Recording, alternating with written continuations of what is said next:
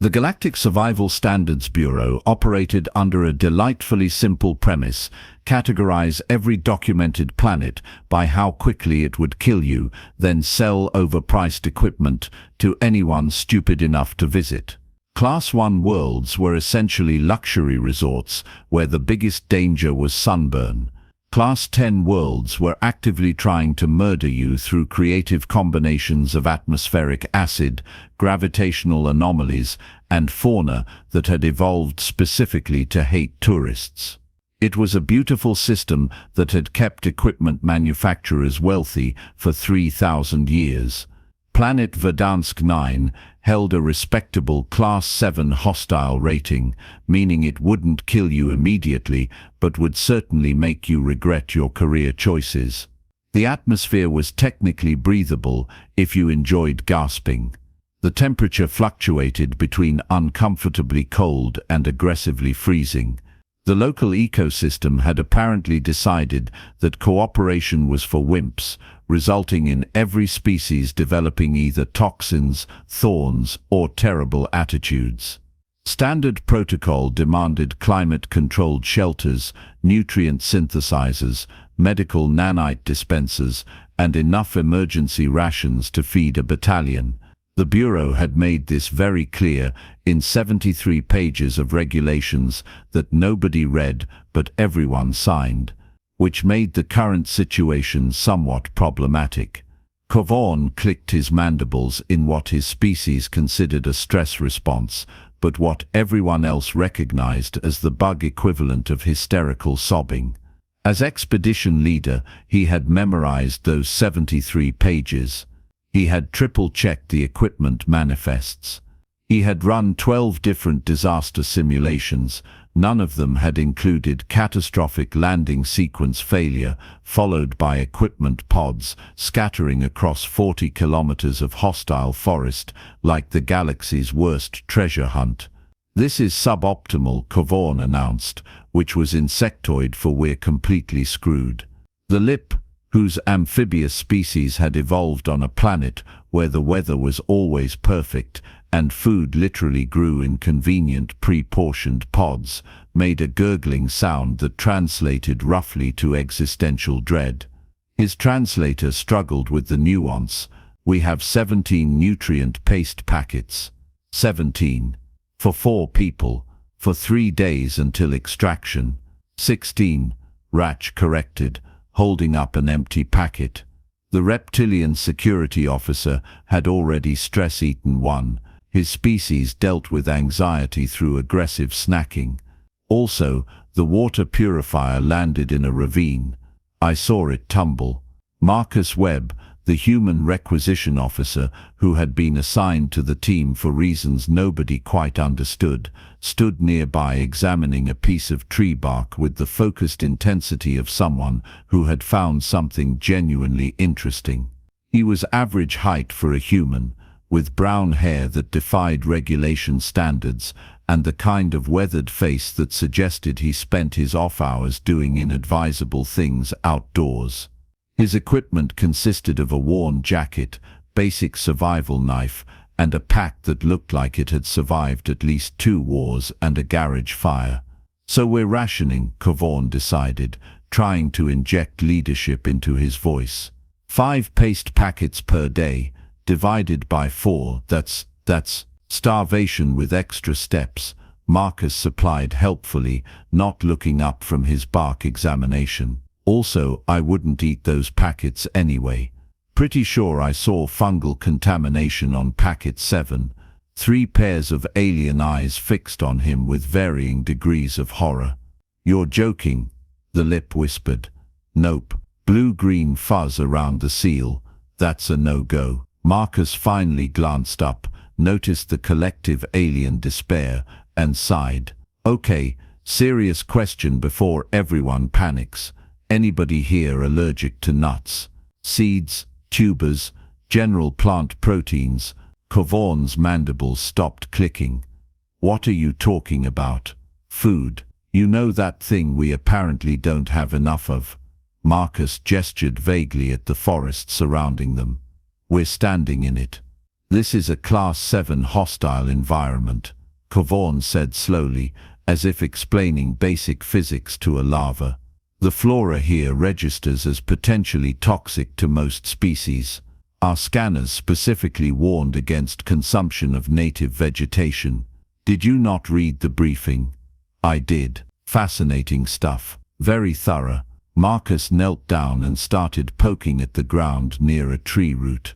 Tell me, Cavorn, what's your species' evolutionary background, environment-wise? What? We evolved on Clicthar 3, a stable Class 2 world with abundant insect fauna and fungal forests specifically adapted to our digestive requirements. Why does this matter? And you, Thelip? The amphibian shifted uncomfortably. Aquilis Prime, Class 1. Our food grew in convenient clusters. Very organized ecosystem. Everything was edible and clearly labeled by color. Labeled by evolution, Marcus corrected. And Ratch. Serpus 7, the reptilian grumbled. Desert world, we ate whatever moved slower than us. It was a simple time. Right. So here's the thing. Marcus pulled up a root system, shook off the dirt, and held it up to the fading light. My species evolved on a Class 8 hostile world that spent most of its time trying to kill us through ice ages, predators, diseases, and general atmospheric mood swings. We didn't have food that grew in convenient clusters. We had food that hid from us, poisoned us, or ran away really fast. So we developed this absolutely unhinged evolutionary advantage.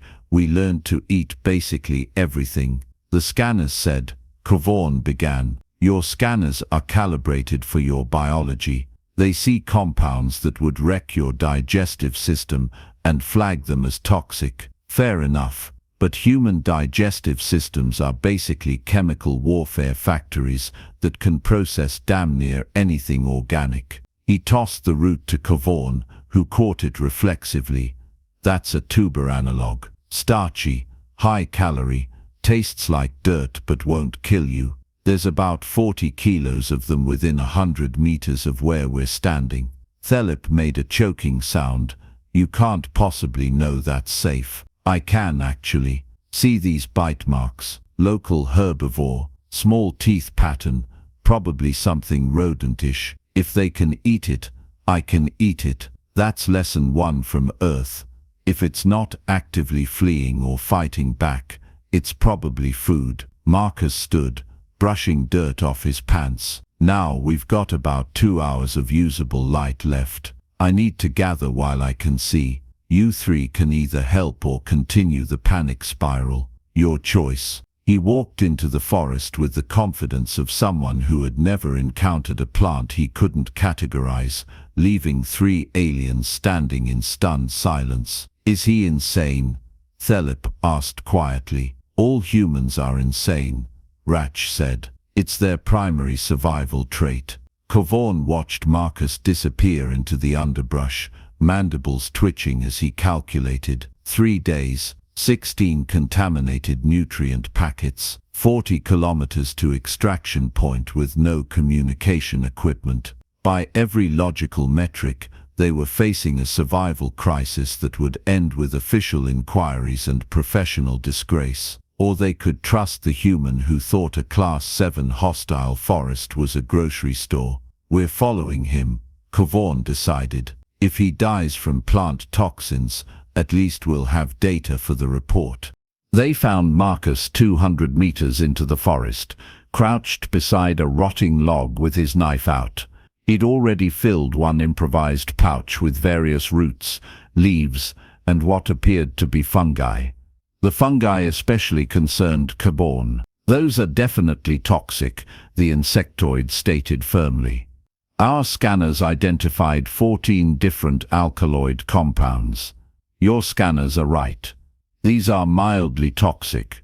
Marcus carefully cut a shelf mushroom from the log. To you. To me, they're dinner. Humans have this fun liver enzyme that processes alkaloids like a champ. We literally evolved to eat poison because sometimes poison was all we had. He held up the mushroom.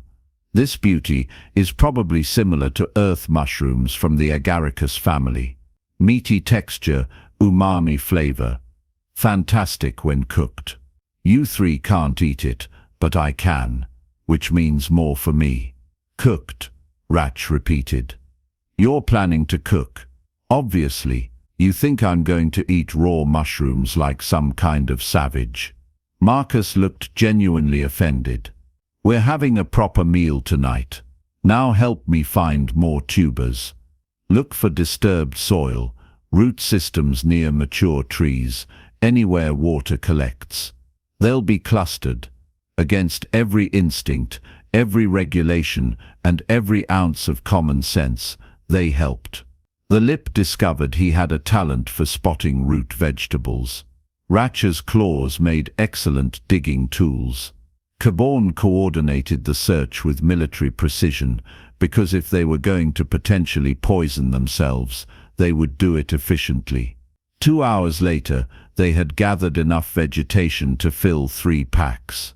Marcus had identified 7 different edible plants, 3 types of fungi, and a berry analog that he tested by eating exactly one, waiting 15 minutes while his teammates stared at him with medical scanners ready, then declaring them safe and delicious. How are you not dead? The Lip demanded. Practice. Also, I'm not actually sure I'm fully human anymore. My family has been eating questionable forest findings for generations. Pretty sure we've evolved past normal digestive limitations. Marcus surveyed their haul with satisfaction. This is good. This'll keep us fed. But we need protein. Protein. Caborn. Protein. Caborn repeated flatly. Meat. Animal flesh. You know murder. Marcus pulled out a length of cord from his pack and started braiding it with some fibrous vines he'd collected. We need to set snares. Snares, Ratch said. You're going to catch Verdansk 9 fauna with primitive traps. That's the plan. The fauna here are aggressive, fast and equipped with natural weapons. Our security briefing specifically warned against engagement. Right. Engagement. Face-to-face combat. Terrible idea. Marcus finished braiding and tested the cord's strength. That's why we're not fighting them. We're letting physics do the work. See, tension snares work on a simple principle. Animal runs through loop tightens. Animal discovers gravity isn't its friend. Doesn't matter how fast or aggressive it is. Speed actually makes it worse for them. He moved through the darkening forest like he'd done this 1,000 times, which, Caborn realized with growing horror, he probably had. Marcus identified game trails by reading compressed vegetation and scat patterns. He set up 6 snares at various heights and tensions, each one positioned where forest paths naturally narrowed. He explained the mechanics casually, like he was discussing weather patterns rather than constructing death traps from plant fiber. Humans didn't start as apex predators, Marcus said, tying off the last snare. We were scrawny, slow, and had terrible natural weapons, so we got creative. We made tools. We learned to track. We invented persistence hunting, which is basically chasing an animal until it dies from exhaustion because we're too stupid to give up. We became apex predators through sheer bloody-minded stubbornness and pattern recognition. He stepped back, examining his work. These snares, baby stuff, my grandfather taught me when I was 8, called it essential knowledge.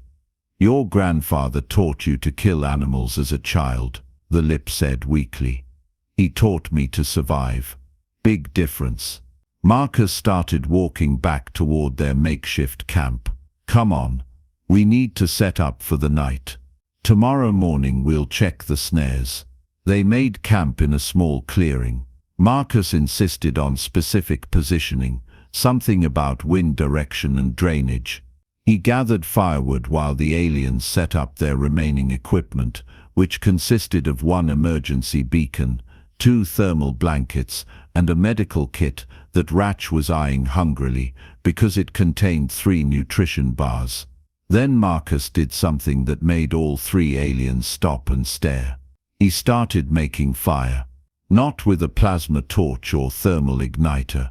With sticks. He literally rubbed sticks together like some primitive ancestor from the dawn of civilization, building a small nest of dry grass and bark shavings, then using a bow drill technique that created friction and heat, and eventually, impossibly, actual flames. "That's not real," the lip whispered.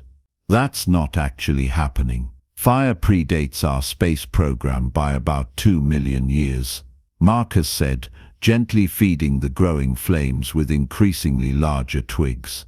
"It's literally the oldest technology humanity has. Heat, light, protection, and most importantly, cooking. Every human child learns the chemistry of combustion before they learn algebra. Well, the smart ones do." Caborn's translator struggled with the concept. His species had discovered fire exactly once, in a laboratory, as a controlled experiment. They had immediately classified it as dangerous and moved on to safer energy sources. The idea of casually creating and maintaining an open flame for recreational purposes seemed insane. "Why?" Caborn asked. "Why fire? Why not eat the food raw if it's safe?" Marcus looked up from his careful flame feeding, and for the first time, something like genuine passion crossed his face. Because cooking isn't just about safety, it's about transformation. It's chemistry, art, and culture all in one. When you apply heat to protein, you denature the molecular bonds and trigger the Maillard reaction, which creates hundreds of new flavor compounds. Sugars caramelize, fats render and baste, smoke infuses. You take raw ingredients and turn them into something greater than the sum of their parts. He added another log. Also, it tastes way better. You haven't lived until you've had crispy skin. "Crispy skin," Ratch repeated, his translator adding a note of confused horror.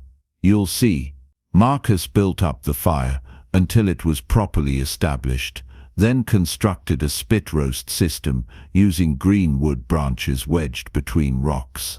He dug a separate pit, lined it with stones from a nearby stream, and created what he called a ground oven. The whole setup looked simultaneously primitive and surprisingly sophisticated. "Your species is terrifying," the lip announced.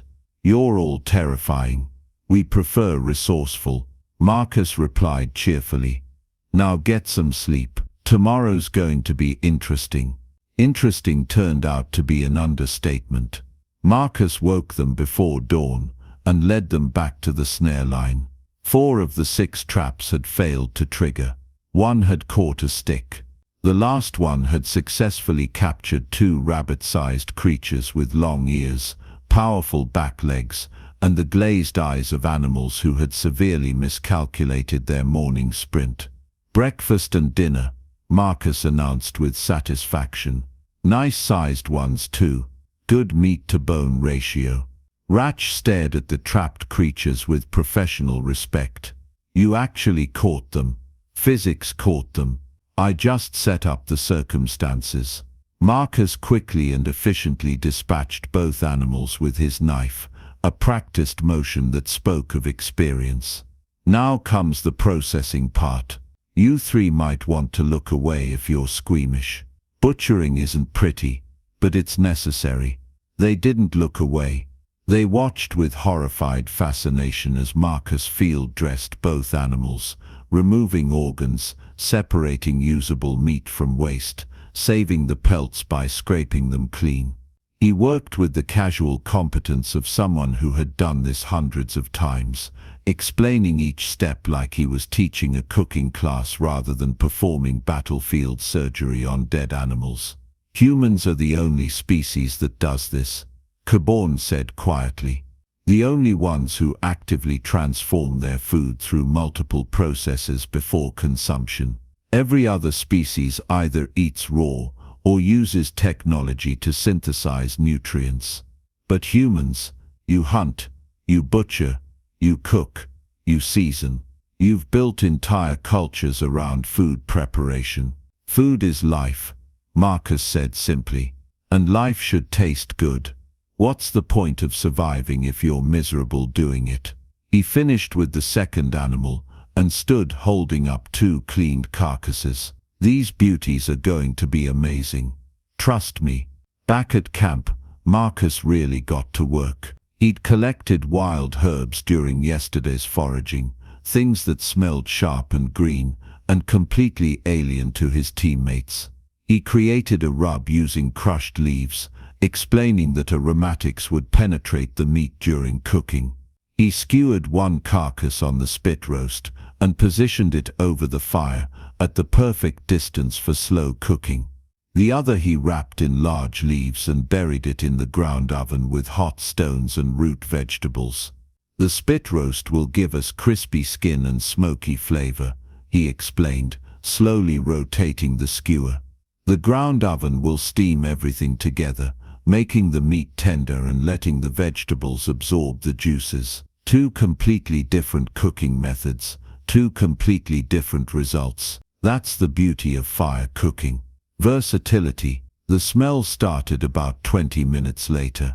It hit the 3 aliens like a physical force, an olfactory assault of browning protein, caramelizing sugars, smoking wood, and herbs releasing their essential oils. Their species had never evolved to associate complex aromas with food, because their food had never been complex. Nutrient paste smelled like paste. Synthesized protein smelled like chemicals. This smelled like something their brains couldn't categorize, but their bodies immediately responded to with interest.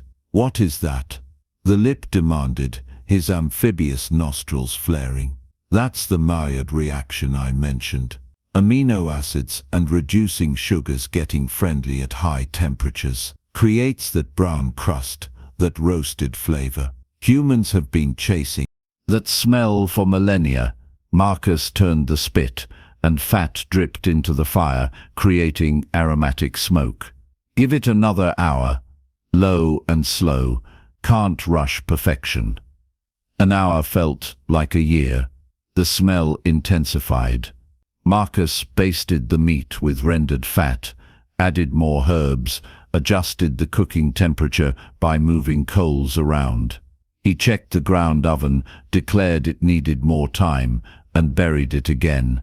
He prepared the collected tubers by wrapping them in leaves and setting them near the fire's edge to roast. He made a primitive stew using leftover meat scraps, roots, and water in a salvaged equipment container, seasoning it with crushed herbs and what he claimed was natural salt from mineral deposits. When everything was finally ready, Marcus plated the food on flat rocks he'd cleaned. Sliced roasted meat with crispy golden brown skin, steamed meat from the ground oven, fall apart tender, roasted root vegetables with caramelized edges, herbid stew with actual visible chunks of ingredients, fungal skewers that had been grilled until they looked like meat themselves. "This is insane," Cavorn said, staring at his portion. "This is actually insane." "This is dinner," Marcus corrected. "Dig in." They were starving, so despite every instinct screaming warnings about unknown compounds and improper protocols, they ate. Ratch went first because his species valued bravery, taking a large bite of the roasted meat. His eyes widened. His translator made a sound it had never made before, something between a gasp and a mechanical hiccup. "This is..." He couldn't finish. He took another bite, then another. The lip tried the ground oven meat, which Marcus had assured him was mild enough for sensitive digestive systems. His amphibious face went through several expressions that didn't translate to any known emotion. "I don't understand. Why does it taste like everything and nothing? There are layers, flavors building on each other." "How?" "Cooking chemistry and time," Marcus said around his own mouthful. The vegetables absorbed the meat juices. The herbs infused everything. The steaming made it tender. It's basic technique. Cavorn tried a roasted tuber and nearly dropped his scanning equipment. This is the best meal I've ever consumed. This primitive preparation of raw ingredients with controlled combustion is objectively superior to every synthesized meal I've eaten in 40 years of space travel. Told you. Marcus was grinning now. Humans figured out a long time ago that survival isn't just about staying alive. It's about staying alive in a way that doesn't make you want to die from boredom. Good food is good morale. Good morale means you keep pushing forward. It's all connected. They ate everything. Ratch had 3 servings. The Lip tried each different preparation, cataloging flavors like a scientist studying a new phenomenon. Cavorn ate in silence, his mandibles working through the meal with something approaching reverence. Even the mushrooms Marcus had grilled for himself got shared around, the aliens trying tiny bites and reporting strange, pleasant tingling sensations that Marcus assured them was just umami overload. When the meal was finished, they sat around the fire in food-drunk contentment. The night was cold, but the fire was warm. Their stomachs were full. For the first time since the crash, nobody was panicking about survival. "Explain something to me," Ratch said eventually, his voice drowsy. "Your species reached space travel capability. You have synthesizers, nutrient optimization, perfectly calculated meals. Why do humans still do this? Why learn primitive cooking when you have technology?" Marcus poked at the fire, sending sparks into the dark sky. "Because technology is a tool, not a replacement for skill. Sure, we can synthesize a nutritionally complete meal in 30 seconds, but can that meal tell you stories? Can it connect you to your ancestors who survived ice ages and droughts and predators? Can it bring people together around shared experience?" He shrugged. "My grandmother taught me to cook. Her grandmother taught her. It goes back generations, this knowledge. When I make a fire and cook a meal, I'm part of that chain. I'm honoring everyone who survived long enough to teach the next generation. That matters. Your species is sentimental," Cavorn observed. "Our species survived on sentimentality and spite," Marcus corrected. "We're persistence predators with emotional attachments and the ability to hold grudges against nature itself. It's a weird combination, but it works." The Lip was staring at the fire like he'd discovered religion. "I've never experienced this. Sitting around a heat source, consuming prepared food, talking about nothing important. My species optimized past this. We have efficient nutrition schedules and temperature-controlled habitats and structured socialization periods. This is inefficient. Yep. I don't want it to end. Also yep." Marcus stretched. "That's the human condition right there. We know efficiency is logical, but we choose meaning over logic almost every time. Makes us unpredictable. Also makes us interesting." They talked into the night, sharing stories from their different worlds. Ratch told them about desert survival in his youth. The Lip described the underwater cities of his homeworld. Cavorn admitted his species had sanitized most wilderness areas centuries ago, and he'd never seen an actual forest until joining the exploration service. Marcus told them about Earth, about the impossible diversity of its ecosystems, about human history written in agricultural revolutions and cooking techniques. "Your planet tried to kill you constantly," Cavorn summarized. "Ice ages, predators, diseases, natural disasters. And your response was to learn to eat everything and cook it better." Pretty much. Earth was a Class 8 hostile environment for most of human evolution. We didn't have specialized digestive systems or environmental niches. We were generalists who adapted to literally every climate zone on the planet. Deserts, tundras, jungles, mountains. We moved into all of them and figured out how to survive. Not through physical evolution, that takes too long. Through knowledge and stubbornness. Marcus grinned. Turns out when your planet is actively trying to kill you, you get really good at not dying, and really good at cooking. Ratch added.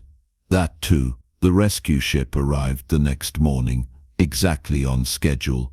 The crew found the survey team well fed, rested, and sitting around the remnants of a campfire eating leftover roasted vegetables for breakfast. The crash site looked like a disaster zone, but the team looked like they'd been on a camping vacation. What happened here?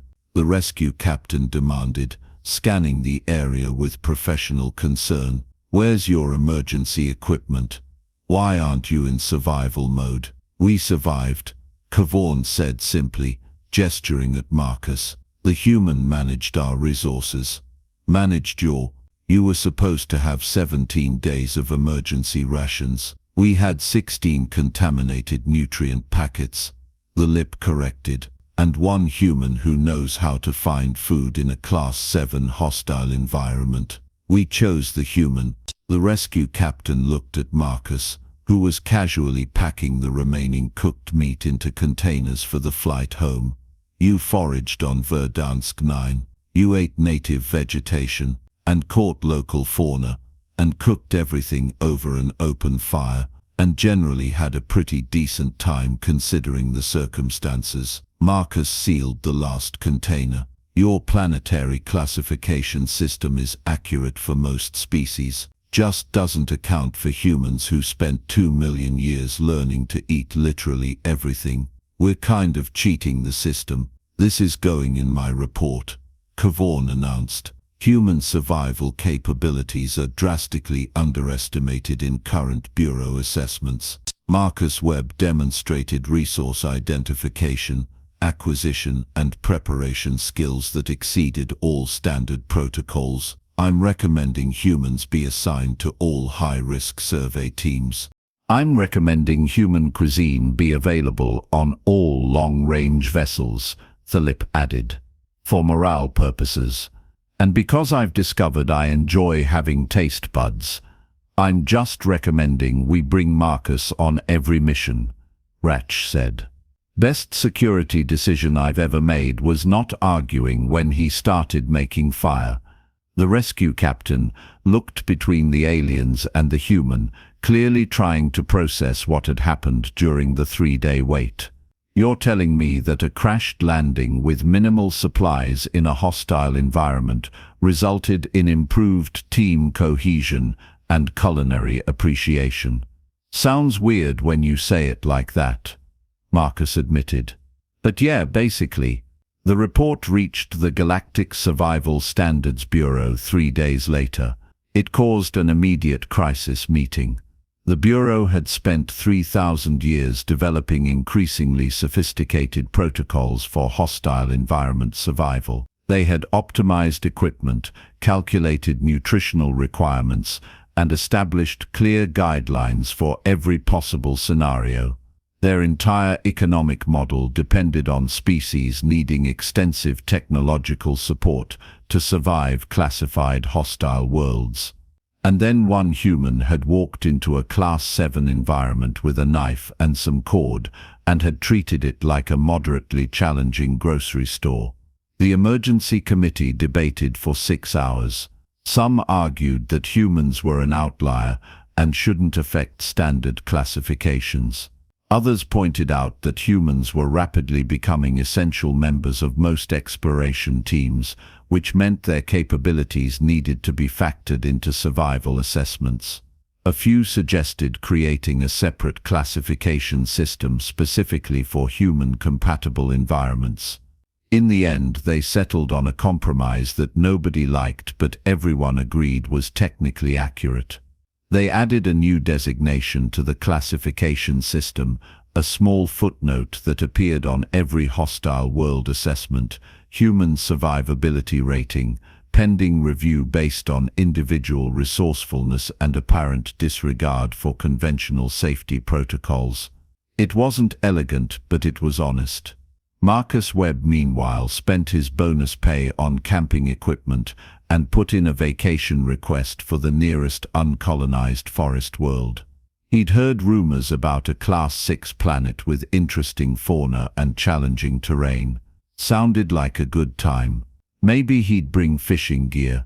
The galaxy had spent millennia developing technology to conquer nature, building walls between civilization and the wild places that had spawned them. They had synthesized, sanitized, and standardized survival until it was barely distinguishable from sitting in a comfortable chair. Humans had taken a different approach. They had learned to sit down with nature, start a fire, and make dinner. Not because it was efficient or logical or safe, but because somewhere in their evolutionary history, they had discovered that the difference between surviving and living came down to whether your meal tasted good. It was a ridiculous philosophy for spacefaring species. It defied optimization protocols and safety regulations. It turned hostile environments into opportunities and disasters into inconveniences. It also meant that while the rest of the galaxy was still reading 73-page equipment manuals, humans were already setting up camp and wondering what the local equivalent of rabbits tasted like when properly seasoned. The Bureau never did figure out how to classify that.